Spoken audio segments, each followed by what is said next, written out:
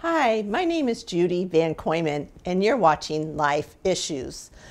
January's show is about the Lynn Shelter Association, and my guest is Mark Evans. Welcome, Mark. Thank you. You're very welcome. Mark, what is your title? I'm the Executive Director of the Lynn Shelter Association. Okay, and how long have you been the Executive Director of the Lynn Shelter? Just a little bit over 4 years. Good, so you got your feet wet. Yeah, now, I can't claim to be new anymore. No. I use that for all my mistakes, but people told me I can't use that anymore. So. No, that's good. And how long has the association been in existence? Since 1986 is when we were founded, Really, which is that's a lot of shelters were founded around that time. Okay, that's a long time. Yep. Yeah. And what is the mission? Well, the mission is to shelter and house people who are experiencing homelessness. Our tagline is that we believe everybody deserves a home and a place to call home. And that's our mission and what drives us every day. That's for sure. A roof over their head. Roof over their head. Yeah, they can call their own, yeah. And how many homeless individuals and families do you provide shelter and services per year? Last year was just under 900 people that we served, between homeless families with kids and then homeless unaccompanied individuals as well. Wow, that's a lot. And do the LSA clients have, what does the LSA clients have access to? Well, they have access to different things. The first and foremost is safety. People who have experienced homelessness have experienced a lot of trauma from living on the streets, from coming from an unsafe housing situation, whatever that may be. It could be an array of different things. We provide safety, a stable place for people to sleep at night, case management to assist people in their quest for whatever they're looking for, permanent housing in whatever format that might take, whether it's moving in with a family member or finding an apartment or finding a single room. They dictate where they go, and we are there to support their mission. That's good, good. And can you please tell us about the emergency shelter and basic services? So the emergency shelter, what you're referring to is the adult shelter, and so that's for the unaccompanied homeless individuals. That was our first program at Lynn Shelter Association. That was the program that started in a church basement in 1986 and has morphed over the years, and we're currently renting in a building in Lynn. Before COVID, we had 40 beds that we would have individuals sleep in. Saying we had 40 beds, we would average 65 to 70 people a night, so we would put down mats, whatever we could do to shelter the maximum number of people. Those people are given case management, housing search opportunities. We've introduced different therapeutic options for people, from creative art, therapeutic art classes, trauma-informed yoga, a variety of different situations to help people who are experiencing homelessness and manage themselves and manage their lives and their quest for wherever they're going. That's good, okay. And you had mentioned that the Lynn Shelter Association was formed in 1986. Is that how old the emergency shelter is? The current space that we're using, I believe, was designed in 1990 is when we moved in. I believe this is predates me, but I believe we moved into that space in 1990. It's in the basement of what used to be the post office in Lynn, and the city of Lynn owns that building. Okay. And because of the age of the shelter and issues at the shelter, and you're planning on moving the shelter, can you please tell us about the plans? Sure. So our current space, as I said, is a basement, and because of COVID and social distancing, we're only able to sleep about 25 people a night, and that's caused a significant amount of people in the city of Lynn to be unsheltered, and we're in the process of trying to set up satellite shelters for people to do that. for people to be sheltered and sleeping in a basement at night, particularly a basement like ours, which the air circulation's not great. With COVID, that's an even bigger issue now. We have had flooding issues as well, and it's just not a dignified space for people to be. We own the building across the street, which is Liberty Street in Lynn. In our plan, and we're working with Jones Architects in Salem to renovate our whole first floor of that building and move our adult shelter into that building. It'll be a multi-use space, so there will be space for what we'll call a rapid rehousing office. So people will be able to go to that office during the day and work with a case manager and in filling out housing applications, job applications, whatever they need to do, whether it's applying for benefits that might assist them in getting housing. We'll also have a medical and nursing station, so we've talked to some medical providers in the area around how to coordinate efforts with them, so we'll have that service in on-site. We'll have therapeutic, as I've mentioned, services, therapeutic yoga, other trauma-informed exercises that will be of assistance to what the issues are that our clients are experiencing. So we're going to go from 5,000 square feet to 9,000 square feet. And so we didn't know COVID was coming when we designed this, but we're glad that we overestimated the space that we need, because something as simple for a shelter provider as bunk beds is now a thing of the past. Because of social distancing, you can't do bunk beds anymore. So we're going to need all of that space. It's going to be multi-use space. We're going to have it segregated in a way where we'll have different subpopulations of the homeless population be able to be with the people that they're developmentally appropriate to be with. So we have a fast-growing elderly population in the United States and in Massachusetts as well. That's one of the fastest growing demographics in homelessness is people over 60. Currently we have, I think, 12 or 13 people in that age group. We have someone who's 89 years old in our shelter currently. Unbelievable. So these are people who have gotten priced out of this great economy. The rents have gone up, and when you're living on a fixed income, oftentimes it's Social Security that does not keep up with the rent. So we've had a lot of elderly people who've been evicted. On the other end of the spectrum, the homeless youth population, the 18 to 24, is the other fastest growing demographic. So you can see why we'd want us to separate those populations, because they're dealing with different developmental issues, different social issues that are confronting them. And so we don't perfectly separate them, but we want them to have a space and a culture that they feel comfortable with. When you have a 19-year-old living with an 89-year-old, it doesn't necessarily fit.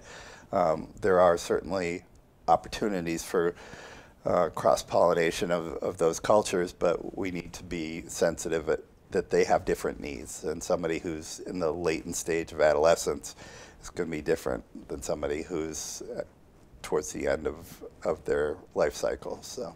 Right. Yeah, unfortunately, homelessness isn't going away anytime soon.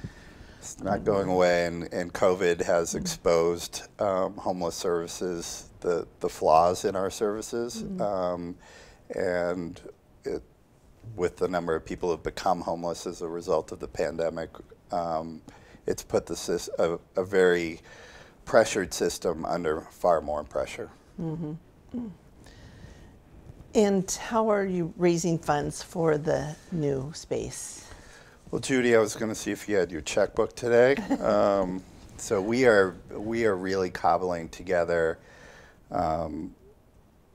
donations, different funding sources. So we have talked to the Department of Housing and Community Development, which is the state. We've talked to them about a loan to assist us in that. We've worked with private foundations. The Cumming Center was the first private foundation that jumped in. They gave us $350,000 over 10 years, and that really kicked us off and got us started. They saw the current space. They saw a current board member who used to be a client, a woman named Sheila Mabin, And they said, as soon as they walked through our current space, they said, bring every foundation to this space and they will help support your cause. And so we are talking to private donors.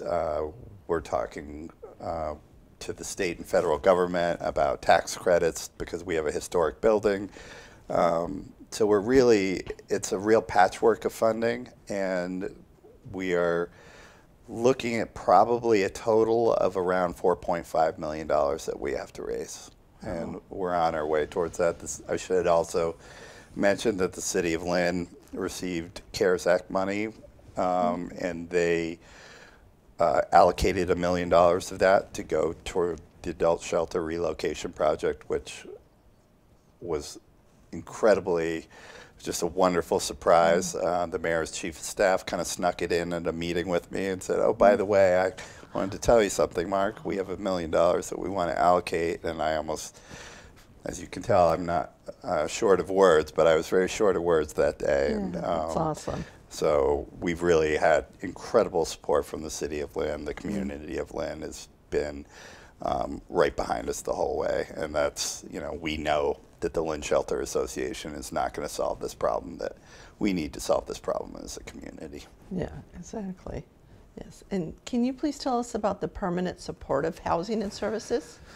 Sure. So that is, we have about 100 units of what's called permanent supportive housing, and what that is a fancy name for it's permanent housing. So the same way I would, or you, Judy, would get an apartment, we have buildings that we own, that we lease out, where we have people that live in, whether it's apartments or what's called SROs, single room occupancy, where there's shared bathrooms, shared kitchens, and those people live there as long as they want to live there. They're all formerly homeless individuals. We have formerly homeless families in our 2-bedroom apartments. Really, the big difference is that we have supportive services on site. So you will be assigned a case manager, and it's really your choice how much you want to use that person or not use that person. If you don't feel like you need those supports and you're at a place where you don't need them, then you don't have to. And as I said at the very beginning, we're very client driven. We are not the all-knowing soothsayers of what you need because you're homeless. We don't believe in that. We believe that the person who's experiencing homelessness is the expert on their situation. And so we support and guide them in their quest, whatever that may be. We have people who live in our permanent supportive housing for 25 years. We have people that live there for 2 years, go on and do a more traditional apartment or move into a house. As I had mentioned, Sheila, our board member, lives in an apartment in Marblehead now. She lived in our permanent housing for 5 years before that, and she's gainfully employed. She's our board vice president now, and she holds me to account every day for the job I do. So that's great. It's a great model. These people are what sadly are called the most difficult to house. Our retention rate in those units is about 92% for 12 months, which means we're doing something right. And it's an effective model to keep people housed. It saves the community an abundant amount of money. It's much more expensive to have people living in shelters or living on the street because they're going to use hospital emergency rooms, ambulances, detox, a variety of very expensive services. So we've done some research and some studies that have found that those costs to the community come down exponentially once somebody's housed. Okay. And can you tell us about the family shelters? We currently have 3 family shelters, and it's called congregate shelters. So these are houses where we have families living in the houses in a shelter situation. We have 64 units, so we have 64 families at any given time, every night that we shelter. A great deal of the demographic is young women, but we also do have young men. We have older men. with kids. We have older women with kids. We have grandparents that are living in the shelter with their grandchildren. So it's a pretty wide-ranging demographic. One of the statistics that I've seen, and this is not unique to Massachusetts, but one that I found very startling when I first started the job, is when you look at the average age of a homeless person in Massachusetts, it's 12 years old. So that's our population. I think we all have stigmas and ideas of what homeless people are, and what they look like, and what they act like. But actually working in this field, you realize that they look just like you and me. And it can happen to anyone. And it can happen to anyone. And because, like you said, people put a stigma, or they think that they're either alcoholic or drug user or something, but no, they can just be down and out on their Absolutely. life and stuff. So what are Sunday dinners? Sunday dinners is sadly something that's kind of come to an end with COVID. We used to have a variety of volunteer groups from a local temple, the Lions Club, different church groups, different members of the community who've been very interested in coming in and feeding the people in our shelter, joining with them as a community. And that was a really wonderful project, but because of COVID, we've really had to limit the exposure, the number of people in and out the door. We have to really keep very strict controls over that. Some of our volunteer groups have really been wonderful and pivoted, and instead of coming and sitting down and breaking bread, they've sent us pizzas or whatever from local businesses that we know are COVID compliant. And being a shelter, we have to be incredibly vigilant about the pandemic, particularly because a lot of our people are highly vulnerable medically. We have a lot of people with comorbidities and medical issues that puts them in that very vulnerable area of being exposed to COVID. So we have to be super careful about that. We hope to restart that project as we move along. That's good. That sounds like a good idea. And if anyone is interested in volunteering or would like more information about the Lynn Shelter Association, can you please give us your contact info? Sure. So my name is Mark Evans with a K, and my email is mark.evans@lsahome.org. I think email is probably the best way to reach me. My office phone number is 781-581-0739, extension 104, if you want to try to call me as well. Okay. And there's a program called Welcome Home. What is that? Welcome Home. It's a great project that we started a couple of years ago. One of the things, particularly, well, in all four of our shelters, so we have the adult shelter and the 3 family shelters, but when we have people move out, when we have a family move to an apartment, it's a really exciting time. It's a wonderful, honestly, Judy, it's why I'm in this business. There's nothing better than seeing seeing a family who get their keys, or seeing an individual who's literally lived on the street for 25 years to get their keys and walk into a home.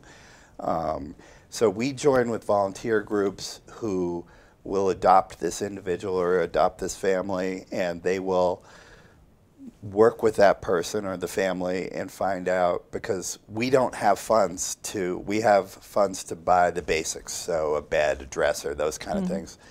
We don't have funds to buy all the linen, to buy the flatware, to buy curtains, the things that make a home, to buy cleaning products, which we all know are incredibly expensive.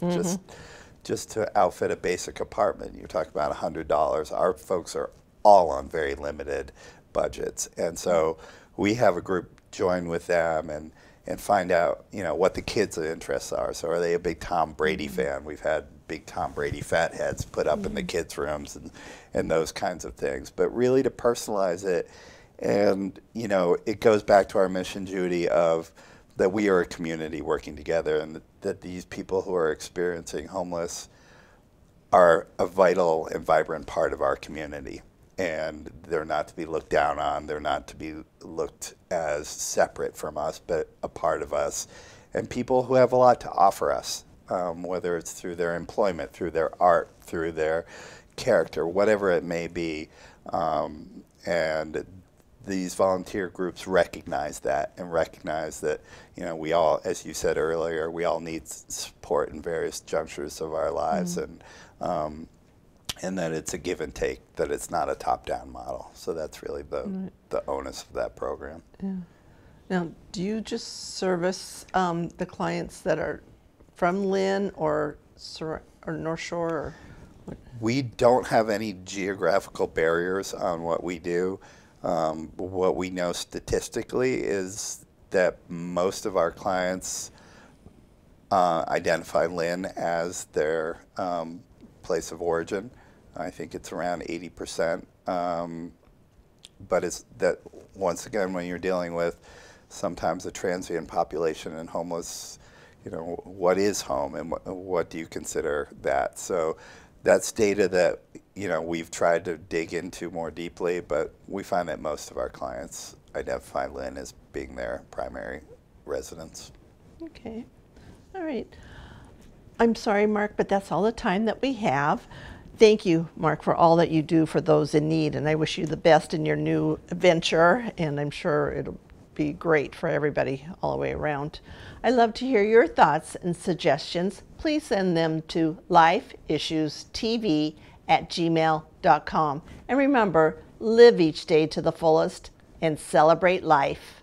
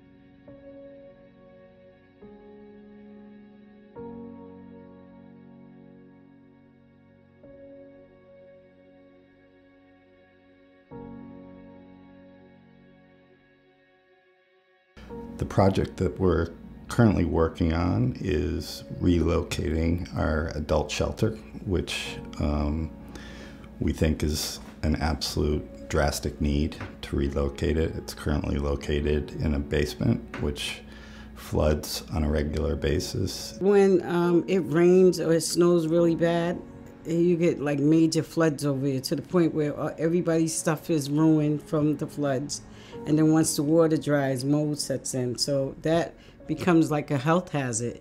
And we have elderly people, not only for elderly people, for anyone to breathe that in. And you really have to go over here to see that. Like, I've been down there, and it's like, it's so depressing. The space there is small, is mold. It's poor air quality. It's too hot. It's never temp controlled. It's a mess. It really is. It needs some brightening up. It needs, you know, it needs a sense of being human, and people need to have a sense of home. You know, some of those people have never had that.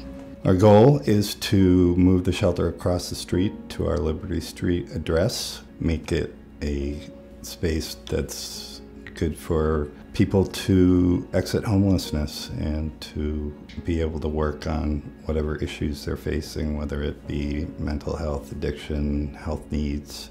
We have the most vulnerable, disenfranchised population. I sometimes wish I had a sign that said, I'm not an alcoholic, I'm not an addict, I'm not a prostitute, I'm just down on my luck, you know, and things went wrong, and this landed me in a relatively safe place to be. Housing in this country, people just don't seem to have that as a priority. People think that all homeless people are ne'er-do-wells, you know, not worth their time or effort.